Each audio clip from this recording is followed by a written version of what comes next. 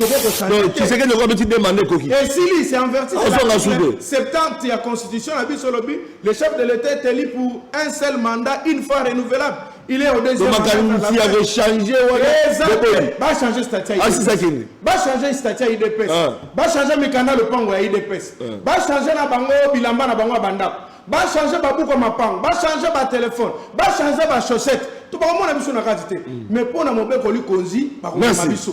Voilà. Donc, il y a une conclusion. Pour le dialogue, le dialogue doit être inclusif. Pour le moment, makambo ko discuter si ka dialogue kozala na wa kozala na dialogue te na dialogue to vendre la wap to lata ndenge nini. Ça, ce sont les accessoires sur le principal. Le principal, c'est le chef de l'État doit d'abord convoquer le dialogue. À partir de Bunagana. Je suis d'accord avec eux, non? Bukavu. Comment? Mais tant que bazalaka na Bunagana to yebisaka bino de bateau ba ko progresser. To si la nana bango partir Bunagana bobo yaki. Voilà. La situation d'aujourd'hui, c'est votre incompétence, c'est votre médiocrité, incapacité de gérer la nation. Vous dites humblement que dialogue, il y a des vérités et puis pardon. Lorsque vous pardonnez, ça dit Mamoto Boboki na non? Non, vérité, réconciliation et la cohésion nationale. Tu n'as pas dit pardon. Les pardons ou pas? Moi, je n'ai pas parlé de pardon. J'ai dit ça. Vérité, réconciliation et la cohésion nationale. C'est ça. Alors, on a la diffusion. Papa, ils ont tué. Mais je n'ai pas compris. En quoi? Vous faites un malam. Ah, mon frère, ça c'est ça. Codindo, toujours dit la bicolonion, c'est malam. Dollar et matière quitté, est-ce que ça comme m'a battu? En 2018, mon gagné l'élection, le président élu Martin Fayulu m'a dit Kabila, Boumamabe, Kabila. Un mauvais monsieur. Kabila, Akobenga. Ndeko Félix Tshisekedi Tshilombo ndenga toka il semblerait parce que je ne confirme pas. Voilà. Il semblerait, je ne confirme pas. Ndenga na yoka na monoko ya nanga. Ndenga pe na yoka na minoko na bango moko ya yemoko pe Kabila na bato na. Bakei ko sangana autour des animaux sauvages awa na sabanzeta mbila na nini na tingakati. Fayulu te aliki makamo makasi mingi ayoka kata okaska okanga biso to pesa ndeyo bokonzi. Ba yibi bokonzi na peuple ba pesi Ndeko Tshisekedi. Crise bandeli place wana. Si kondenga ba yiba yibo konzi parce que bambwa bakoko yiba mosuni esika moko. Mera kolia ngonde esika makambo bandaka. Bakoko bundati na musuni yango soso ya bodi akeina. C'est ça le problème maintenant. Tango wana bango les trois receleurs ba yibi bokonzi. Kabila moyibi ya bokonzi ya peuple, receleur Ndeko Tshilombo, témoin na bango nanga. Basali likopa na bango. Batie Martin Fayulu pembeni. Tango bakei ba yokanité na ko kabola bulletin. Ba yokanité ko yokana na bango te nanga ke Simba Mandoki, Kabila ke na rébellion, Kabila ke soutenir ba rebelle et Paul Kagame na armée rwandaise na ye ba yeko kota na makambo yo babandi ko tungisa ntsuku ya Goma na monyele mo ekolo mobimba. Mais c'est là où nous sommes. Mais maintenant la solution ko uta wapi? Pour qu'il y ait la solution, et Sengeli bateau misato Sinzili. Bavanda autour ya lembo ekolo na Simbi. Bateau misato nani? Nanga. Kabila. Mais c'est Félix Tshisekedi Tshilombo. Pembeni na bango na le président élu Martin Fayulu m'a dit dozo représenter. Basolo la sembo. Solution ko zala nini soki to solo ni nanga za na été. D'autres Kabila Fayulu retourne nanga yo zoki Kabila yo sabaki bo. Élection na zo Maki. Il faut Bassamba. Dialogue, oui, on est d'accord. Tout ça là on a Congo. Liban est Mboka parce que question il y a souveraineté, l'indépendance c'est Mboka. Toi qu'il y a Togo, Togomi supplétif, Togomi qui vous a dit qu'on parle au Togo. Togomi supplétif il y a Togolais, toi il y a Angolais. Non, ça va se passer au Congo. Plus rien ne sera comme avant, nous avons dit. Mais Batuyo sur Bakota. Il y a lobby à Sengé, il faut de la inclusif. Qu'est-ce que tu vas faire? Il n'y a pas d'autres mesures à cadre. Mais à l'objet, mon frère, toi c'est la résolution.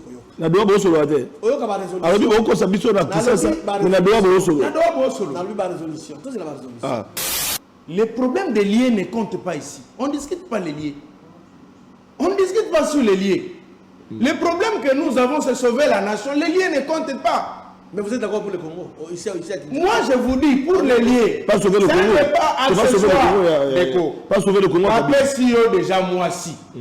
N'est-ce pas? Balobi notre zo pesa yo moi si. Yo zo bana retourna bongo sur mettre sur to botte là-bas ne rozala wato côté na kokene na ye. Voyez maintenant, il y a la question principale. Mais pour les autres on bon parce que il y a la question principale. La question principale c'est de convoquer d'abord les dialogues. La question principale c'est aussi ça non guerre. La question principale est comment tu récupérer le territoire Nabiso. La question principale est comment tu réussis ce conflit. La question principale est comment tu empêcher de qu'on a bagarre et continuer et persister.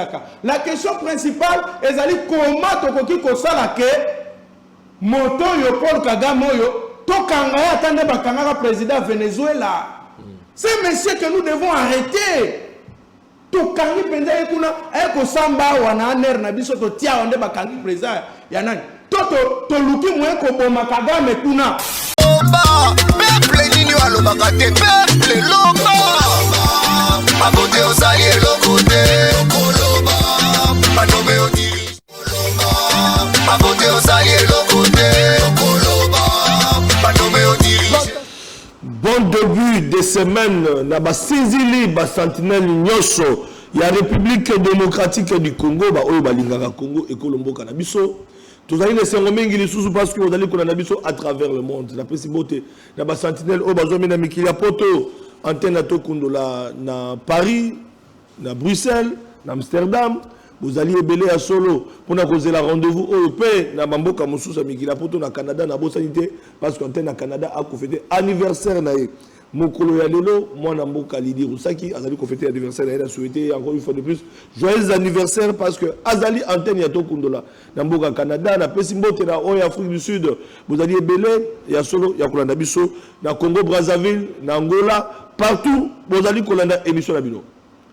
Bande konanga ina sengo mingi po ete likambo etali dialogue oyo tolobela yango mwa mingi likambo etali dialogue est-ce que sengeli ba kongomani bavanda basolola bakosolola nini bande ko balandi Congo za ukabwana na ngambo ya est ba M23 ba AFC otobengi ba supplétif ya Rwanda ba agresseur ya mboka banguna ya mboka bazali kuna ozali na kati ya province au mona ba phénomène mobundo bango pe kuna bako semer terreur population yali ko kabwana ba politique pe bako kabwana bako to ko comprendre te na ngola basusu bazo kutana kuna na dowa ndenge moko na Washington ndenge moko bande ko balandi na pesi mbote parce que lelo toko beta masolo na otali dialogue mona mboka toza ko yeba ete na mikolele kaka Martin Fayulu akindaka ko kutana na mona mboka Félix Tshisekedi Tshilombo pona ko solola na otali dialogue.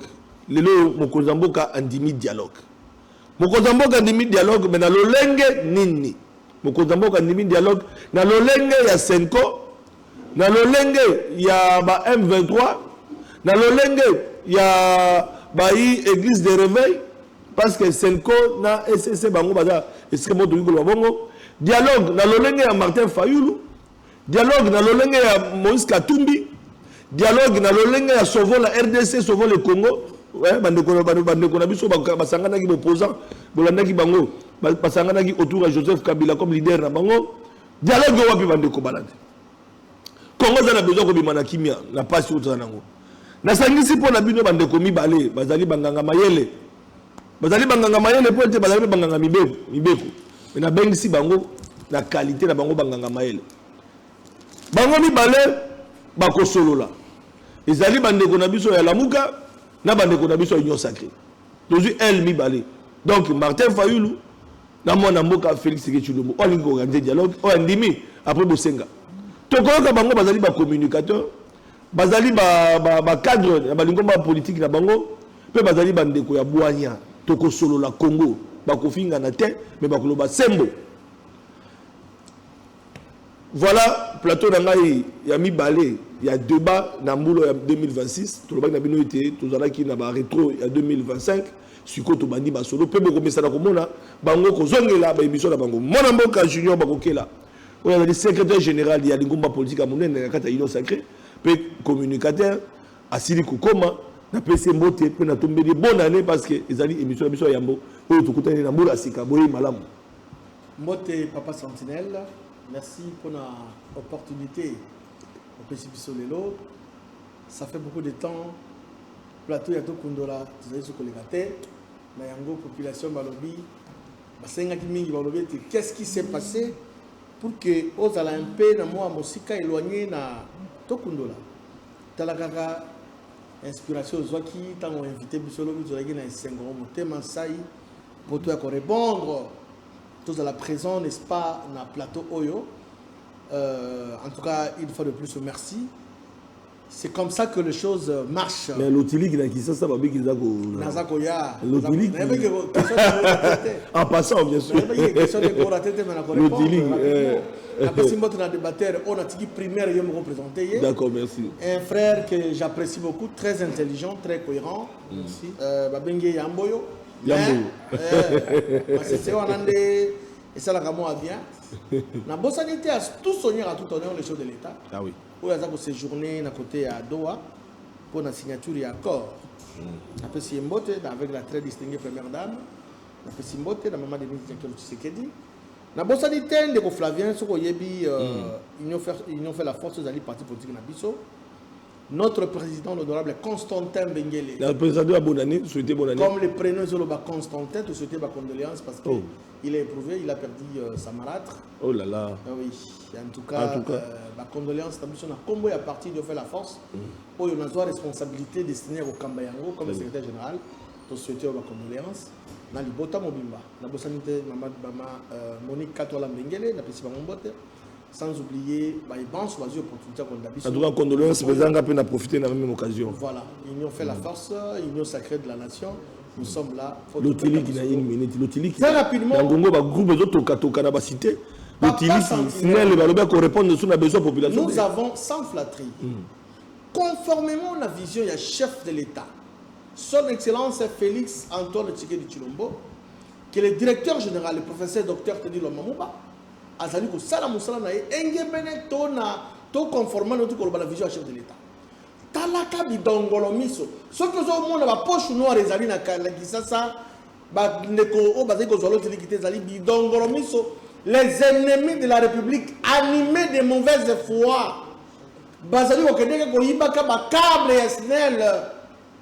Ote koyoka na maluku. Ba ndeko bisato ba waki. Si la niveau haute tension, il y a câble pour pas que le retard va cuivre.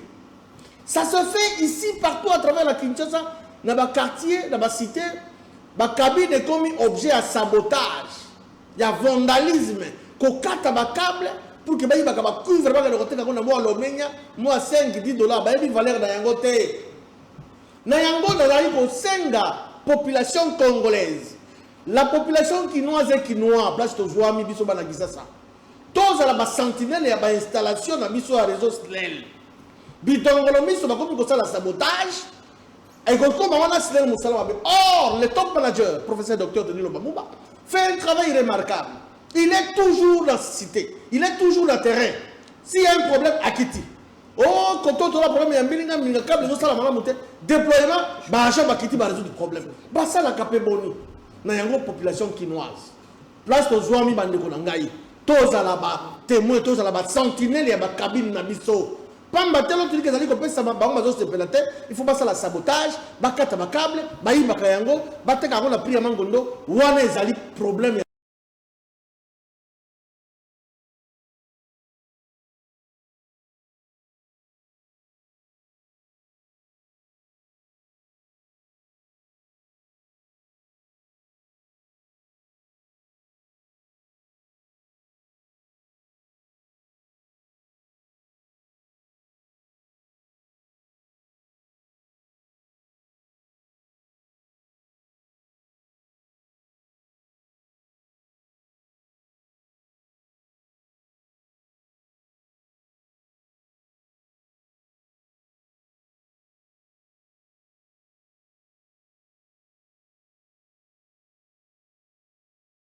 Parler de la nation na biki na yango na moni ndire lingaka bilenge te mingi soki komi kombo ya elenge moni ba papier no se bungi na parler de la nation soki komi ba kombo ya bato akala ba papier komi yela yango moko na mesa RTNC et boaki bakombo na bango mais na pesi mbote makasi. Merci beaucoup. Moko ya bato ba la fierté ya mboka na biso. Sango na matanga ya li sango esala ka bato nyonso pasi na pesi pe na tombeli mes condoléances na ngai na le président Constantin Bengele, voilà. président et parti politique Union fait la force.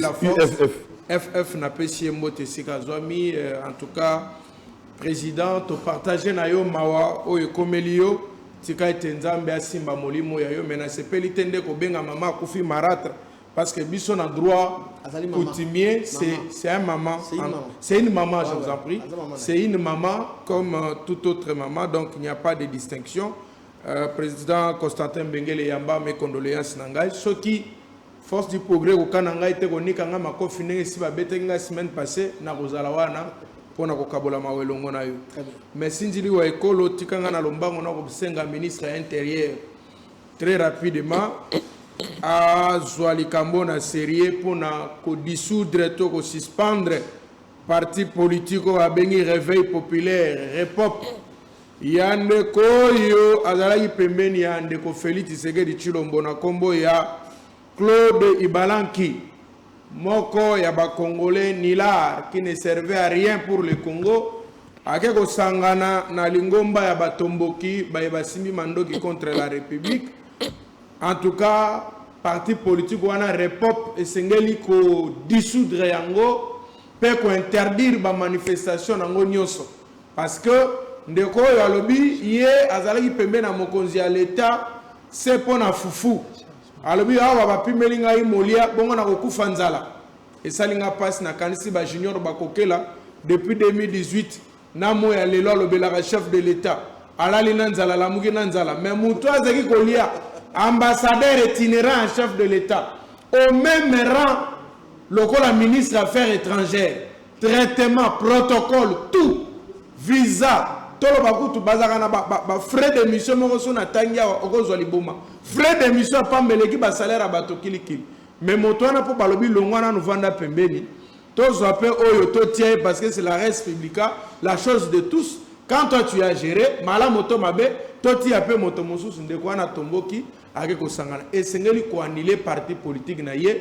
et puis IDPS et reconnaître réellement que lelo bazali pe na représentant na bana kati ya pembeni ya nanga donc IDPS comme représentant kuna azali na représentant balanki alors Baradier parce que on te l'a dit secrétaire général il y a IDPS a condamné mandi magaza kuna mutu na bango bandi Baradier disoshoy yo mwana mwasho disoshoy azakuna na tato moso moluba simba rape kopo eboye bameka na wangacha soki wangacha bango pe bazali bato na IDPS est-ce que aujourd'hui ndeko sindili toko senga pe ba dissoudre alors IDPS toko senga pe lelo yo moto nyonso za na numéro ya wangacha to za na numéro ya balanki olandi secrétaire général na bango ya IDPS alobi azalaki na biso azali ko soutenir pe bato awa. Vous comprenez que c'est là où on est en train de dire que la justice doit être humaine parce qu'aujourd'hui et que Sengelate ko la chasse à l'homme na moto nyonso azali ko solola na ibalanki. Est-ce que lelo parce que la logique était que ceux qui vont dissoudre parti. Alors, donc, si vous comprenez bien, ça ne va dissoudre pas. Kabila a rejoint Bango dans souvent la RDC, Basangana, dissoudre parti, Bango sa activité. Ndenge pe ndeko yo Ibalanki akena ngambo wana, osengi pe na ministre intérieur Chabani, akanga pe parti. Akanga parti politique na réveil populaire repop a dissoudre na IDPS. Na IDPS. Kasi azali moko na IDPS. Ah OK. Soka dissoudre wana silité, ba dissoudre na union sacrée. Oh. Bon, akasi mazalaki na regroupement monene na kata union sacrée. Mais vous avez commis bosso comme carte ici. Voilà ndeli ngomba politique. Ngomba politique. Donc IDPS repop IDPS na union sacrée. Na union sacrée ko donc Jacques Chabani malobi que on dissoudre. A dissoudre na union sacrée kolandela pe mbata mais nini moko ya ba collaborateur balandela pe na mbata tende bazo landela bato mususu. Bongo mbata ko bika tende ngeni. Faut kolandela pe mbata. Donc tout ça là parce que yangona ba bengi équilibre la justice. Au moins justice na balance. Balance il faut ezala ya kokoka. Ndenge bazo dissoudre ba parti bato ba kei kuna na kati ya mouvement rebelle wana ya nanga o tozo condamner.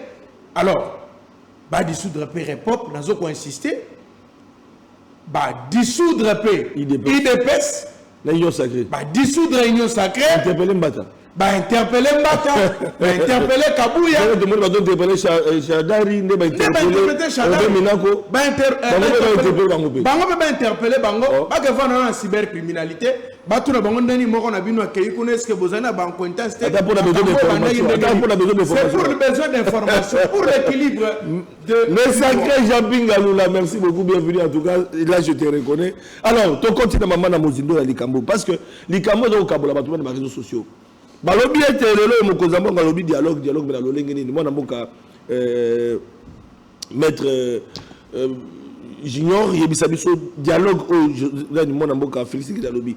C'est-à-dire, dialogue aux répondre dans l'attente, il y a population, dans l'attente, il y a Washington, il y a Doha, il y a Bassango, Senko, il y a Filigas, Ilunga, Mouteba. Toi, il y a dialogue, il y a l'Olenga, Union sacrée. Yebisabiso. Merci, Papa Sentinelle. Nazalaka na sai to esengo na motema kukuta na Jean-Pierre Galoula alias Yamboyo pona to sombitangi to échanger makanisi pe ko yoka ba révélation ya sala ka malamu mais quelque part Jean-Pierre asali lokwa moi kobunga muke kotenga mamuke par rapport à ndenge alobi pour suspendre IDPS kasite bokana peut perdre bo suspendre peut perdre. Allons-y. Nous devons d'abord féliciter parce que l'honnêteté intellectuelle nous oblige de dire, de reconnaître les gens qui ont la facilité, les gens qui font correctement leur travail. Je voulais dire quoi par là? Il faut qu'on reconnaisse la clairvoyance et Augustin Kabouya comme gardien du temple à IDPS. Augustin Kabouya, le bakayango tango, désordre continue à partir. Dans quelques groupes. Alors, Makambo tout ça comme mona Kagame ça na katia. Batoko bakura qui était. Infiltré bango. Alors Kabouya avait dit ça. Infiltré Union sacrée. Kagame est infiltré IDPS. Les gens vont dire à le moment sentiment global. Non, mais les autres peuvent y raison. Ibaranki d'abord, il faut qu'on le veuille qui vaut quoi. Azali gestionnaire de IDPS. Ni secrétaire général, mais encore président de la partie.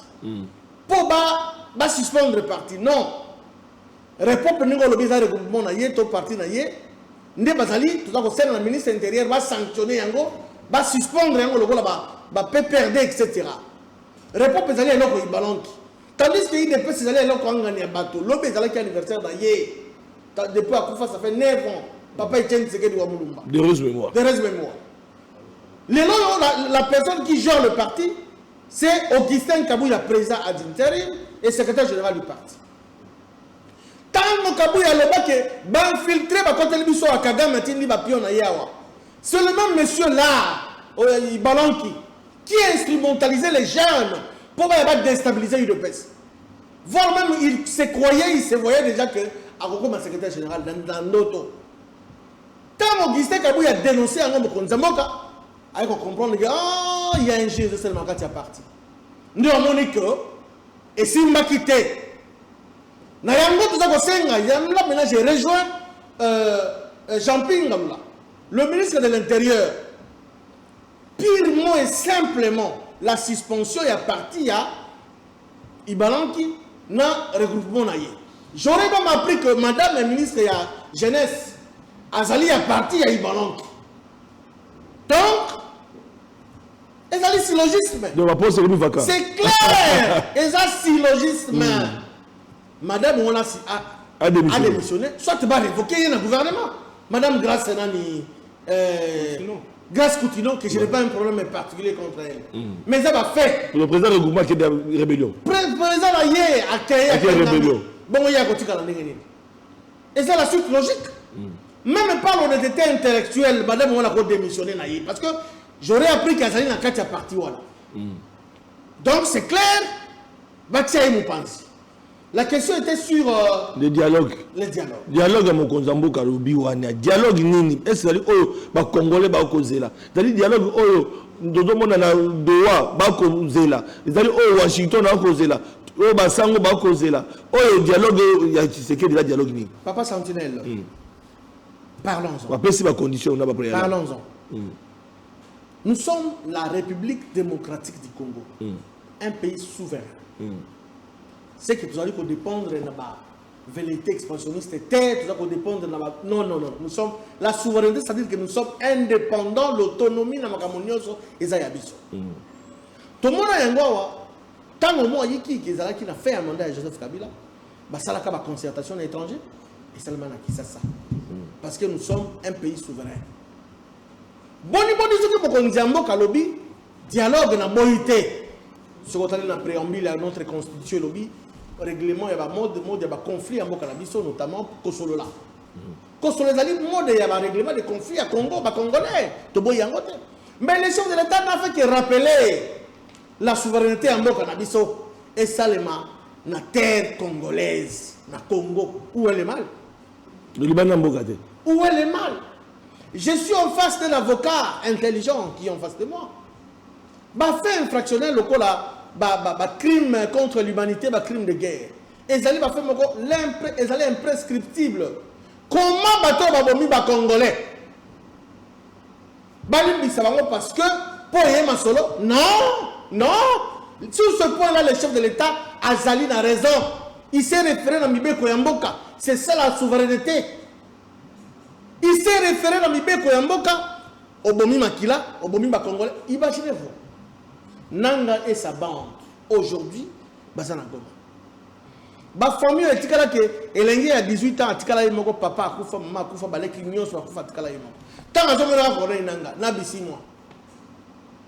Il y a quand tika moté banaïmi. Et ça lui passe blessure chaque fois.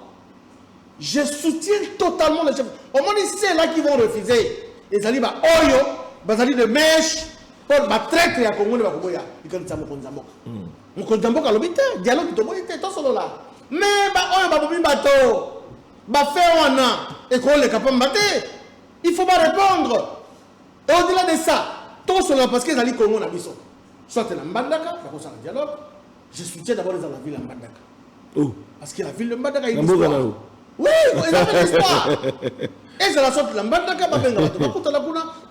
où est le mal? Nayoki, je salue avec tout respect. Mbandaka courir pas si ba kuvanda wapi ba ki na tapa fifi masuka. Et na tapa fifi masuka. Maman fifi masuka tongi ba amphithéâtre ba salle ba wapi ko yamba bato ba dialogue ko salle. Et un peu ba hôtel bato ba kolala. Je suis allé à poudre rosier wana. So quand tu na fond ba détourner mes amakasi. Oh, ko fond la biso. Parenthèse to kangika. Donc il faut pas ngako senga chef ba auditer maman wana. Oh. Pe na zo ko ça mon Nzamboka. L'appétit vient en mangeant. J'aurais appris que maman a comme l'ambition que a comme président de la République. Oh, Tikaboy. Moi, mi solo, tchocho na comme c'est moi mi kosa. Tikaboy. Maman fi masuka. Na yebi sûr que j'aurais appris OK. La conditionnelle. Voilà. C'est à vérifier. À vérifier. Et donc mas teke wana to mayanga dimana, masale na province Équateur la ville ya Mbandaka, to na Kisangani, to na Kinshasa, to na donc bref, donc bananga bakoya dialogue on a été. Papa. Tout est clair, Kabila koya dialogue on a été. Tout le monde qui a tué. Au Katumbi koya. Tout le monde ba boma. Bana ba boma. Ba to bazana ba problème ba boma ba congolais non. Des milliers de Congolais bazont kufa dans l'est de la République même na Butoa. Donc ba supplétif à M23 et il y a Kagame. Il y a Kagame. Ba koya été. Ba coopérer na yeba d'habitude na ye. Ba koya été. Ba kokota ngene. Parce que bango bazala makila boma. Suko bango batbasimi mandoki suko ekozana ngeni. Bango ba koya dialogue mais qui bien kota ngeni. Le Congo sera libéré. Le Congo sera libéré et c'est maintenant sous le leadership de Tshisekedi Tshilombo. Espoir américain. Il y a évité que la militaire déjà d'abord officier sataniste diabolique la bango et tout ça. Tant l'isukula mokonjamboka samedi et tie bango match trouble. Baza tranquillité.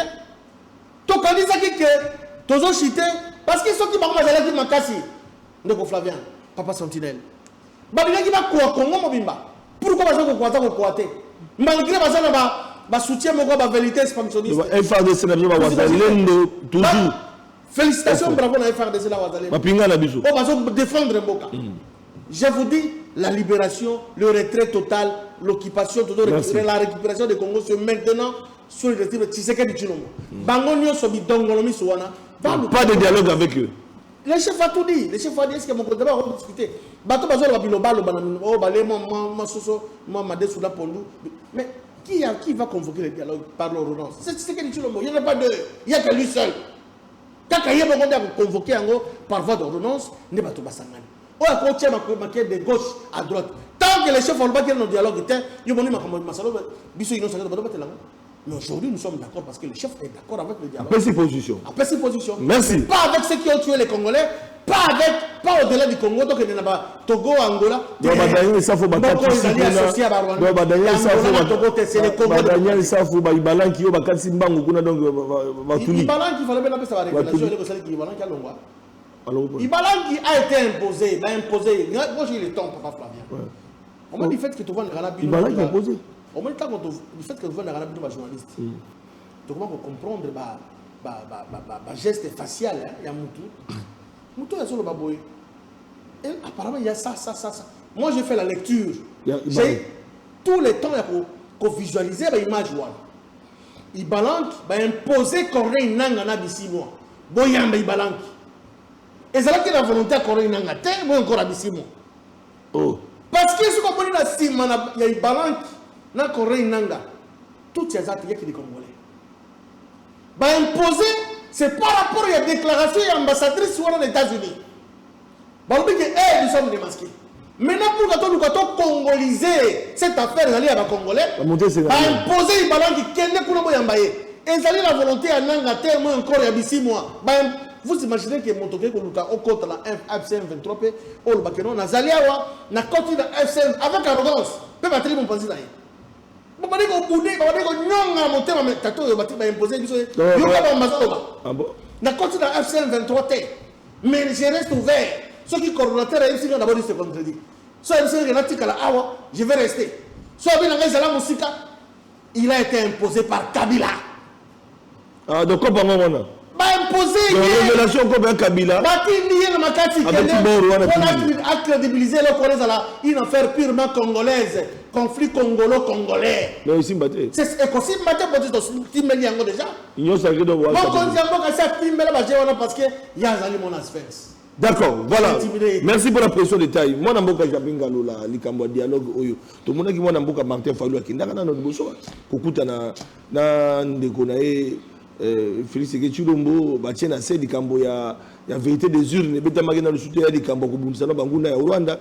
Tout le monde raconte Rwanda, mais c'est un dialogue. Mais quand on a dit Bemba, le dialogue n'a pas sanguin négocié, mais tu sais qu'il y a une voix à Bemba. Tu sais que Bemba Boyaki a proposé qu'il ait voix Oyo. Mosusu tout le monde dit que des années na voix wana ya sur ba Senko na binoté ba sengaki sengeli ba Kagame ba M23 ba kutana ba Kabila wana za su voix na ti mwana mboka Félix Chilombo a précisé de la Rolanda mais mwana mboka Martin Fayulu animé en ngomba la moko na ba réseaux sociaux ba bi voilà Martin Fayulu to ba ki ngasa kota union sacrée nanga to mona Adolphe Moussito akei yé pas akei mais yesu ko dans le système magique kizengi et tant que tu sais que la lobika pas Martin Fayulu ndi bien les gens qui ont mis pour confirmer aux alliés cadre na la mouka bino aussi au côté union sacrée pour comment on lui a des soupe au début ata mokete sindi ya no la bato wana na ba réseaux sociaux na ko ba kala na ebite esikani no ki bato balobi ke biso to réagir ton dimi makamuno so ndeko Chilombo balobi esika mokote na yo ki communiqué officiel ya lingomba politique na ngai SID na yo ki angote Nayoki peut communiquer officiel, j'ai dit officiel, bien. Oui. Communiquer officiel. Il y a la mouka réalité. C'est la spéculation. Non. Point de vue personnel. Le col a n'engagé na politique. Moto ali pe na tango na ye, ali pe na boani. Sa position. Oui, d'après ses analyses comme étant politicien. Ce n'est pas pour autant les lier exactement avec la position de la Mouka. Je confirme et je dis aujourd'hui droit parce que des bangope et gongala mingi et gongala mingi na komonawa partout na moni ba routine de langaya wa kili o moto na la Mouka moko alobi boye bino bolobi boye na oki apesi kana monoko na yo ba yi kongomani banso ba kolanda ngaya wa bosimba ete la Mouka SID etikali kozwana une position officielle était na makambo ndeko Chilombo otikoloba le président de la République tozwi en opposition officielle était sous réserve il y a tango tokovanda na ntsuku na biso tokomaniola tokoyeba nini tokopesa biyano au travers mongongo monene ya le président élu Martin Fayulu Mayele wana oyo boyoki na oyo bomoni ezali point de vue personnel ya moto et qui n'engage que lui, ça n'engage jamais Lingomba ya Lamuka Mobimbato SID. Bon, nayoki na yungola moke, tozali pe ba membre ya union sacrée. To kota pe union sacrée. To ko luka pe dialogue pour na kabola ba poste. Tozo luka pe dialogue te po to soki to kei kuna bongo to bongo na moboko li kondi constitution, bongo to kamata to tika to favoriser ndeko Chilombo atika la seconde na bokonzi lokola Mobutu to Paul Biya zéro soki moto ko biso likambo wana boye yango mais to kozala ba respectueux ya ba résolution ko bimana kati ya dialogue oyo ba résolution ya dialogue ekoloba lokola to kozala ba signataire nango to kondima mais avant yango to alina nutena likanisi moko koloba tozo kende pona gouvernement pona ko changer constitution to pona ko tia transition to pona ko tika Tshisekedi avant da seko na seko ça c'est faux. Alors position Japin Ngalula soit comme acteur politique analyste aux engagés yo na likambo Tshisekedi na makambo yo comme on a mais tika na zongela kabola pe monite ndenge longo bani na zongela na no junior bakokela ndeko junior bakokela tozala na deux poids deux mesures te yo yi moto ekoli na kela sito etelo na likolo et pa bakala ko ba na zebi male makasi pe batangisi aussi si kela si yambonga na silisa mais lelo okobabula monoko boye ndenge ni noko tenga misa mobeko ya leta non tango ezalaki makambo na toyoki Kabila anyati makolo na na Goma mais il y a eu les interpellations nous avons dit que non l'infraction est individuelle. Même si c'est que non, il faut dissoudre les partis, on ne peut perdre. C'est fini. Ce parti ne peut pas exister. José Makila, non, ça doit finir. Ah oui, il faut suspendre José Makila. Tous ces gens-là, parti, Franck Diongo, je suis d'accord. Moninga Nangaya Zalakia, Patrick Etinda, Bongali Bonga. Bongali Bonga, Atambola, Kata parti on a existé dissoudre, on a dissous le parti, on a interdit toute manifestation publique et il y a eu même les arrestations de Kolanda na yango. Mais boni comme makamona IDPS, bino mo côté la IDPS. J'insiste, je persiste ici. Na sengi na bino bato ba TikTok bani, boka tao botinde lango mokonzi à intérieur. Toma na intérieur. Le confrère Jacquemain Chabani a Rolanda message. Balanki était de l'IDPS. Azalaki na regroupement ya union sacrée. Il y a un mouvement de réveil na wana populaire. Repop na ye. Azalaki membre kuna. Tozali na ba photo oyo Balanki pembeni ya Mokonzi, chef de l'État, Balanki pembeni ya Kabuya, Balanki na ba manifestation ya IDPS. Ya kuwanga nezali wapi. Ndeto sengi pour ne qu'il n'y ait pas deux poids deux mesures makambo ya la na molongo c'est-à-dire awa lelo c'est clair on a basali Kabila basali José Makila basali Franck Diongo basali pays IDPS. Mais oui aujourd'hui nous exigeons la dissolution, radiation, interdiction de la manifestation publique. Il y a IDPS. Il faut qu'on radie IDPS dans la partie politique à Congo. Basa sur manifestation telle que la PPRD. Yami Balé, Azalaki Nakata Union Sacrée. Bon dissoudre Union Sacrée. Pambate, moko na bango kena rébellion. Ko dissoudre en union, ko bengi s'appelle nani professeur onani Mbata. Koyo Kambata. Donc et puis qu'on se collande dissoudre répondre. Besoin de chaque main. Ne besoin qu'il n'ait chadari na. Kolokota bandako na bango nyonso kokanga yango. Koteka yango kotianga ba vente publique. Kotia pe mon solo o komona bango kangela biso bango atana mo 5 millions. Tolokota bango to kotikela bino. C'est ça la bonne justice. Makambo tali makambo lobi mokonzo tondoli lobi mais ndenge nini makambo ndeko Chilombo lobaki récemment na devant ba ambassadeur ndeko Sinzili. Mokonzo wana na kolobango na simbi elembo face au drapeau pour lingi mboka na simbi elembo ekolo mais face au drapeau yango mbamba na kolobana elembo ekolo na simbi na lapindai na elembo ekolo na lobi je ne trahirai jamais ce pays. Très bien. Je ne trahirai jamais le pays. Nazala baninga mingi na kati ya union sacrée. Tozakana bango malamu, mingi pe basungaka ngai. Mais moko akoka ko convaincre nga tena ti opposition a pasi na kota na esika bise. Mboka ya na pasi. Mboka ezali ko bela. Ce n'est pas le moment d'ego. Ce n'est pas le moment ko bangala ko vana na Junior Bakokela te. Junior Bakokela yawa te. Ça sert à quoi? Oboy ko solola na Junior Bakokela na Congo, mozo solola na na Doha. C'est quoi ça? Oboy ko solola na ya boke ko solola na Angola. Et la kisini Bozo banani. Ouais, sika bazo ko banani. Donc c'est-à-dire les solos monopone ko loba wa te ko lobela ka à l'étranger.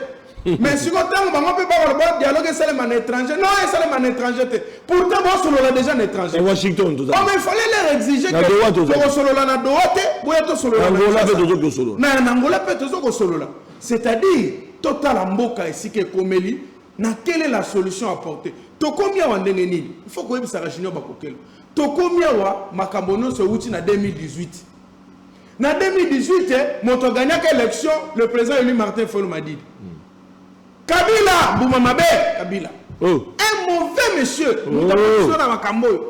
Kabila akobenga Ndeko Félix Tshisekedi Tshilombo ndenga toka il semblerait parce que je ne confirme pas. Voilà. Il semblerait, je ne confirme pas. Ndenga na yoka na monoko ya nanga. Ndenga pe na yoka na minoko na bango moko ya yemoko pe Kabila na bato na. Bakei ko sangana autour des animaux sauvages, awa na sabanzeta mbila na nini na tingakati. Te Fayulu te, aliki makamo makasi mingi. Ayoka kate au kanga biso toro pesa ndeyo bokonzi. Ba yibi bokonzi na peuple ba pesi Ndeko Tshisekedi. Crise bandeli place wana. Si kondenga ba yiba yibo konzi parce que bambwa bakoko yiba mosuni esika moko. Mera kolia ngonde esika makambu bandaka. Bakoko bundati na musuni yango soso ya bodi akeina. C'est ça le problème maintenant. Tango wana bango les trois receleurs ba yibi bokonzi.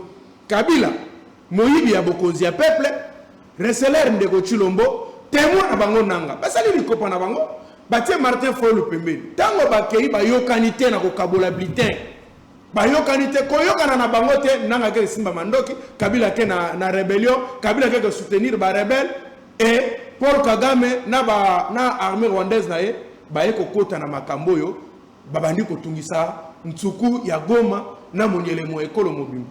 Mais c'est là où nous sommes. Mais maintenant la solution ko uta wapi?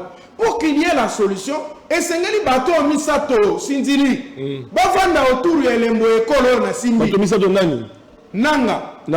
Kabila. Mais c'est Félix Tshisekedi Tshilombo. Pembeni na bango na le président élu Martin Fayulu m'a dit dozo représenter. Basolo la sembo.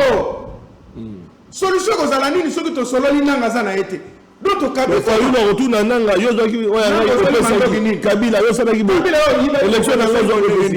Bon, Tshisekedi yo pe bo salaki ndengeni te. Tant to ebisani vérité, to ce qu'on a réconciliation. To limbisana tala ndenge mboka lingeke ekende na simana yango tozonga tata bo moko mama bo moko. Mais on ne dit pas que les choses ezali on va effacer. Non, to yokani et puis frustration makasi wana kozala traité na kati ya dialogue et que to trouver solution ya victime. Ya ndio comme on peut faire makanisi quand face au drapeau répondre il y a IDPS autant que les mettre winner awa alobi que sengeli sikoyo ko changer constitution de couper kalilo la moko pe na yambaki ka union sacrée alobi faut réforme ya constitution ko changer constitution comme ça la constitution sika bacha na mibeko o ko sima mondoki par exemple a ko la candidate o ko sima mondoki alors c'est quelqu'un ko changer constitution akosio wana izo senga ko changer constitution te mele mabe na bango ona nini na biso ba mongo ba comme ça ils ont à zéro mandat comme 7 ans renouvelable tu sais que tout 14 ans pour ton élection tu sais de l'élection là c'est nina wana ba ko changer de statut à IDPS yo ba licence wana lo ba wana na mono ndiye makomi ya statut à IDPS c'est biso te na biso ba mongo ba lo ba boye sambole ba na biso ba mongo ba lo ba moi si ya mobulu. Il y a un poli nandak o babengani na libala bebie babengani pona mobulu kendumba to makamo mabene na un politesse na libala akosela mingi se ya pantalon ya mobali na makamo ekeste akosela koto likola akosela makamute yeka kuna na se anga tanto zalaka wana tokola la belo kwa baninga akotala ngaka bongo nde yango moni na kende ko sala bo donc moi si amabe akosela ka sa pantalon ya mobali na ye makambo awa likambo ezali awa IDPS azolinga justifier bo sambulu na ye koloba ete non esengeli ko changer non déjà la loi électorale est là si on doit modifier c'est la loi électorale. Ce n'est pas la Constitution. Pas de Constitution. On ne changera jamais la Même le mandat des chefs de l'État. Et pour changer, d'ailleurs, l'article 219 de la Constitution n'a pas de changement. Donc, tu sais que nous avons demandé coquille. Et si c'est inverti, l'article 70 de la Constitution, le chef de l'État est élu pour un seul mandat, une fois renouvelable. Il est au deuxième mandat. Donc, il avait changé. Va changer statut. Va changer statut IDPS. Va changer Mikanda le Pango à IDPS. Va changer na bango bilamba na bango banda. Va changer babuko mapang. Va changer ba téléphone. Va changer ba chaussette. Tout le monde a besoin de quantité. Mais pour na mobe ko li konzi ba ko mabiso. Voilà. Donc il y a en conclusion, biso tolobi boye. Pour na likambo etali dialogue. Le dialogue doit être inclusif. Pour le moment, makambo ko discuter sika dialogue kozala na wa kozala na dialogue te na dialogue to vendre la wap to relata ndenge nini. Ça ce sont les accessoires sur le principal. Le principal c'est le chef de l'État doit d'abord convoquer le dialogue. Biso to sepeli les loke au moins avec on dimanche pendant ko ben sa dialogue yemo ko lobi ke et comme une nécessité oyo to ko se parler na ngote. Maintenant ma convoquer demande e beranda randa ko va ni failo ki nakate. Te wana consultation na soki zaki médical et surtout éviter wana télévision te biso to ko dialogue inclusif pona ko bikisa mboka na biso et le chef de l'État alanda bangwanda ya lelo te parce que na 1997 bangwanda lelo ba bangwanda me ya jeune bangwanda nde ba conseillaka na Mobutu na 1997 vers le mois de janvier combien ça dialogue te et tu sais que des alaki le rôle Martin Folo le logo senga dialogue bangwanda balobi tika tika opposition zala et tiens nazo luka poste wana tiens nazo benga pe quand de la patrie quand de tozo benga lelo abi no to vanda to solola tangu makambo yindaka Mobutu bandi ko benga Etienne oya kaka si dialogue to sala Etienne abina ko yate et c'est comme ça qu'on nommé général Likulia le rôle premier ministre avec on nommé Léon Mayele, avec on nommé le général-major, les alliés déjà tard. Et Mobutu apparatakaramba. Les lots, Bakasavoui, c'est un lobby. Bakomaka ba Mobutiste. Ba Mobutiste, c'est un lobby. Ah, Bakomaki ba Mouzeïste. Ba Mouzeïste, c'est comme Bakabiliste. Bakabiliste, c'est comme ba Chilomboliste. Oh, ba Ngwanda. Ngwanda jeune Ngwanda. Merci. Donc voilà, monsieur Félix Ségué Tshilombo kolanda Ngwanda te. Non, c'est la réalisation. Il est déjà 12h, il y a le journal. Papa Sabiso à 5 minutes. Les liens ne comptent pas. Merci beaucoup. Les liens ne comptent pas. Merci. Il est déjà midi, donc le journal doit passer dans 5 minutes. Vous attendez 3 pour conclure à monter. Alors, on a 3 minutes encore d'attente parce que déjà l'émission de Souka. Babi Ngwanda Lelo, vous pouvez satisfaire du conseil on a mabete. Les dialogues doivent être inclusifs. Botikao, Baokingani Bagoyate, Bagote, Bolobela Nyoso, Nakati. Papa Sentinelle, j'ai suivi avec une attention. 3 minutes.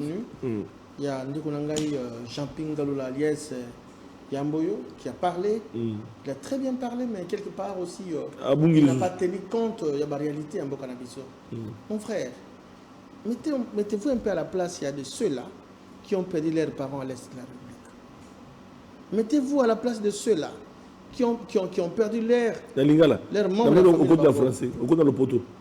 À partir de Bunagana. Je suis d'accord avec eux, non? Bukavu. Comment? Mais tant que Bazalaka na Bunagana, to ebisaka bino de bateau ba ko progresser. To si la nana ba partir Bunagana bobo yaki. Voilà. La situation d'aujourd'hui, c'est votre incompétence, c'est votre médiocrité, incapacité de gérer la nation. Vous dites humblement que dialogue, il y a des vérités et puis pardon. Lorsque vous pardonnez, ça dit Mamoto Boboki na non? Non, alors vérité, réconciliation et la cohésion nationale. Tu n'as pas dit il y a pardon. Les pardons ou pas? Moi, je n'ai pas parlé de pardon. Je dis ça. Vérité, réconciliation et la cohésion nationale. C'est ça. Alors, il y a une diffusion. Ok, allez, qui papa,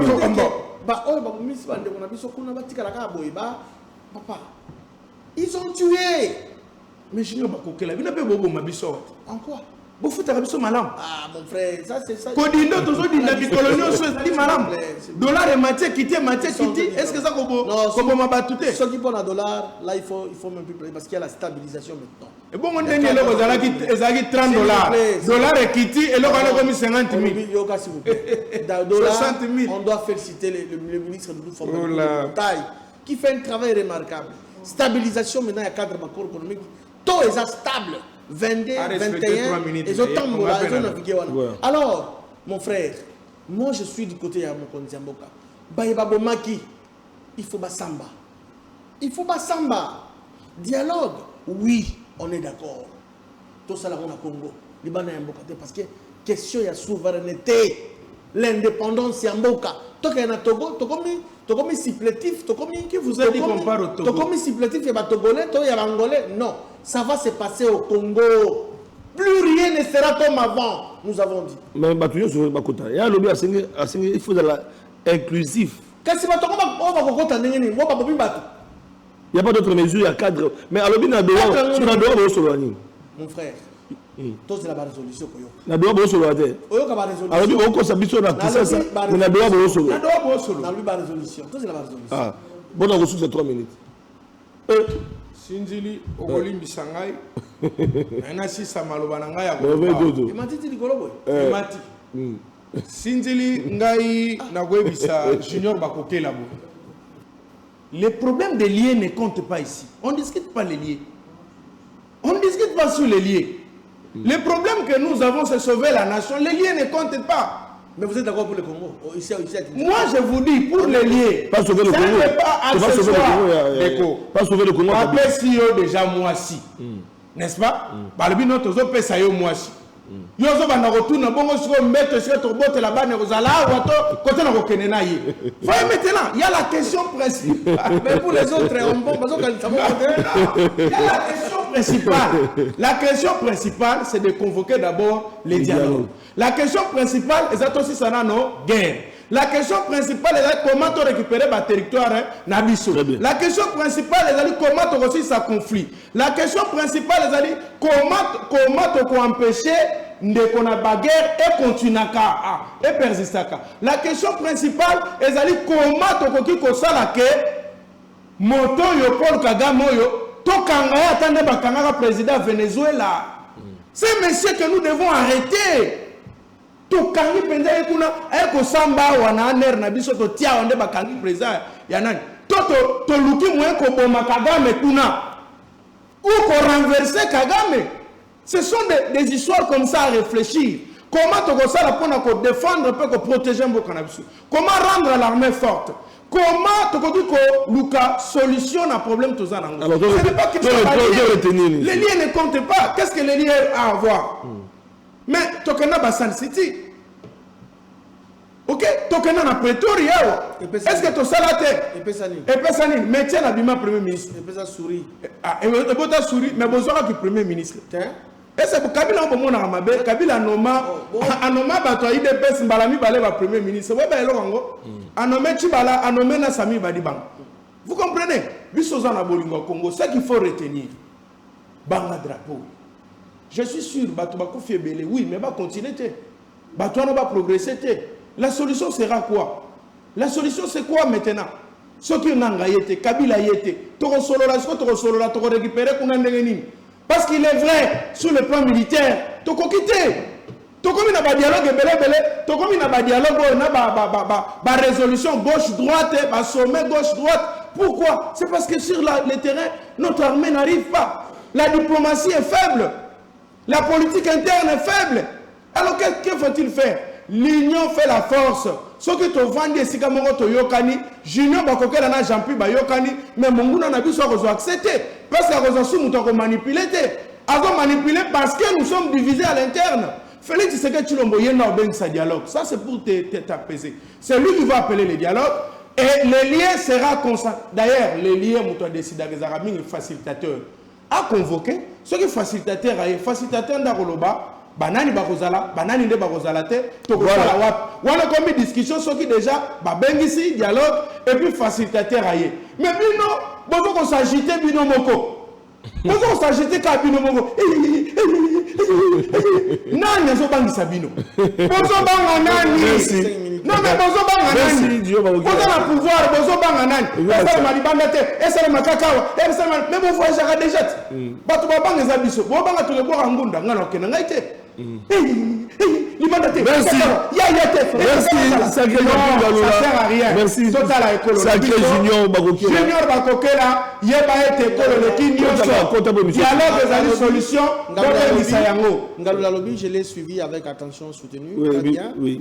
Bien. Mais l'homme, moi, le bas qui t'a ngazongi malobanaye, ça n'a rien à voir avec la réalité. Tu as parlé, il y a que suspension IDPS parce que il balance les alliés dirigeants à IDPS. Azali Mokonabil, Azali président à PPRD. Azali Mokonabango. José Makila président à ATD. Il balance les alliés qui sont membres de la partie. Encore que dans la partie, il y a un VPM intérieur à suspendre le parti. Ministre de la Jeunesse. Merci. À le gouvernement. À suspendre le pays. Merci à Junior Bakokela. Merci à Maître Japin Galoula. Laissez-moi conclure l'émission parce que c'est la fin de l'émission. Nous disons qu'il faut de plus Zambe Abate la Batomi Balé au Bako fêté anniversaire na Bango Mokolelo to bandi na Merveille Toto réalisateur il y a Tokundola Ndege Bolandaka Tokundola bande ko bekili ya Poto bande ko ngai ya Afrique du Sud bande ko ngai ya 26 provinces et République démocratique du Congo lelo ezali anniversaire il y a Merveille Toto réalisateur Oyo Azalina Papa Sentinelle depuis Tilelo plus de 10 ans nous sommes ensemble bande ko balandi et nous poursuivons notre chemin Merveille Toto joyeux anniversaire Zamba Batelao apeso Bakasi apeso Peboanya pour Tokundola et que des pays de Bosso Lisusu et puis nous disons qu'il faut de plus na antenne Tokundola na Canada a donc fêté anniversaire Lydie Roussaki qui fête son anniversaire aujourd'hui nous disons qu'il faut de plus joyeux anniversaire à madame Lydie Roussaki qui fête 1e anniversaire na Mokolelo. Donc na tikibino na ba élément ya page rose to kaboni wana. On se retrouve à 20h pour la rediffusion avec le même invité. Demain, vous aurez Joël Kitenge face à un de l'opposition. Tobiti to yozala ale bolodjo mais beaucoup bakaka to suki wa to kaboni. Abote osali lokote okoloba. Pas nommé au dirige. C'est trop